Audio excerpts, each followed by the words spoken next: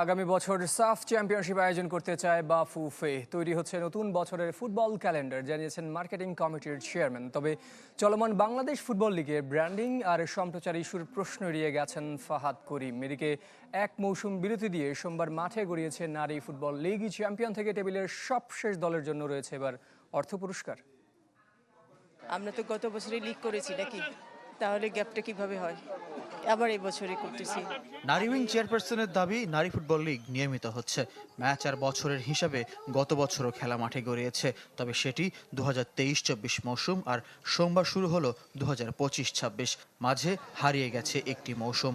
এর আগে 2022-23 মৌসুমেও খেলা হয়নি। ফিফার অর্থায়ন নিশ্চিত করতে সোমবার তড়িঘড়ি করে মাঠে গড়ালো 1 মাসের নারী ফুটবল লিগ। পরবর্তী মৌসুমেও ফিফার অর্থ মিলবে, টাকার সংকট নেই। এবার চ্যাম্পিয়ন দলের প্রাইজ মানি 4 লাখ টাকা, টেবিলে সবশেষ অর্থাৎ 11তম দলও পাবে 1 লাখ।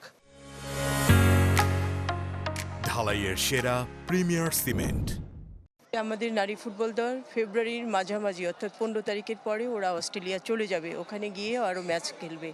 তো সেই কারণে আমাদের হাতে সময় নেই। বাংলাদেশের ইতিহাসে প্রথম লিগ যেখানে ওমেন ডেভেলপমেন্ট ফান্ড থেকে আমরা টাকা পাচ্ছি, এবং আপনারা জেনে খুশি হবেন আমাদের ফিফার সাথে আমাদের যে আন্ডারস্ট্যান্ডিং হয়েছে, ওনারা নেক্সট ইয়ার লিগটাকেও স্পন্সর করবে।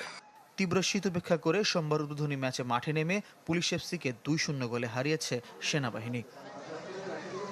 এদিকে আগামী বছর হামজা শহীদদের খেলা নিশ্চিতকরণ সাপেক্ষে সাফ ফুটবলের স্বাগতিক হতে চায় ফুটবল ফেডারেশন। দফায় দফায় বৈঠকে তারকাদের সাথে যোগাযোগ আর নতুন বছরের ফুটবল ক্যালেন্ডার চূড়ান্ত করার ব্যস্ততা বাফুফে কর্তাদের। আমরা নেক্সট ইয়ারে পুরো ক্যালেন্ডার নিয়ে বসছি। আমরা জানি সাফ হবে ইনশাল্লাহ, সেটা কখন হবে সাফ থেকে জানতে পারবো। বাংলাদেশ ফুটবল লিগের মাঠের ব্র্যান্ডিং আর ম্যাচ সম্প্রচারের প্রতিশ্রুতি রাখতে না পারার প্রশ্ন এড়িয়ে গেছেন মার্কেটিং কমিটির চেয়ারম্যান। সম্প্রচার ইস্যুটা আর হচ্ছে ব্র্যান্ডিং ইস্যুটা খেলা ডিস্টার্ব। ফয়জুল ইসলাম, চ্যানেল 24, ঢাকা।